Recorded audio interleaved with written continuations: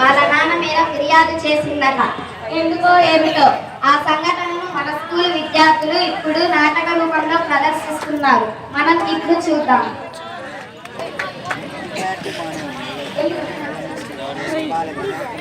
Police గారు కొంచెం కుర్చీలు జరపండి.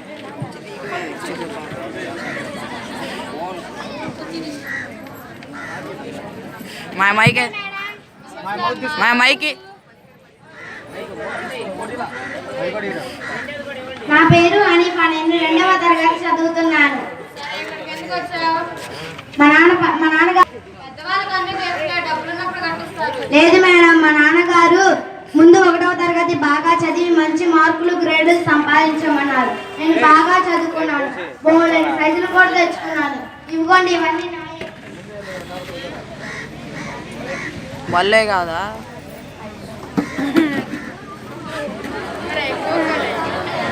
అన్నీ వచ్చినాయా? నన్ను తీసుకొచ్చావా? కానీ మా నాన్నగారు మాట నిలబెట్టుకోలేదు.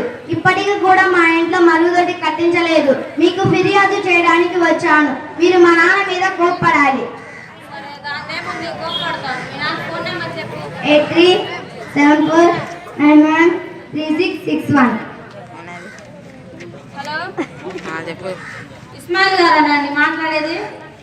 మీ పాప హనీఫా మహిళా పోలీస్ స్టేషన్ వచ్చింది. మీతో కొంచెం మాట్లాడాలి. త్వరగా రండి.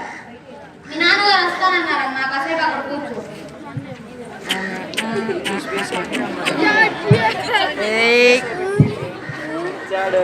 నమస్తే మేడం, నేనే ఇస్మాయిల్ని. ఎందుకు రమ్మన్నారు? మా అమ్మాయి ఏమన్నా తప్పు చేసిందా? నమస్తే ఇస్మాయిల్ గారు, మీ పాప మీ మీద ఫిర్యాదు చేయడానికి వచ్చింది. 1వ తరగతిలో బాగా చదువుకుంటే మరుగుదొడ్డి కట్టిస్తానని కట్టించలేదంట. మీ పాప మీ మీద ఫిర్యాదు చేయడానికి వచ్చింది. డబ్బులు లేవు మేడం, ఏదో ఒక ఖర్చు వస్తుంది. డబ్బులు ఉన్నప్పుడు కట్టిస్తాను. మేము అసలుకే పేదవాళ్ళం, మా సంసారం పెద్దది. పిల్లలకేం తెలుస్తాయండి పెద్దవాళ్ళ కష్టాలు.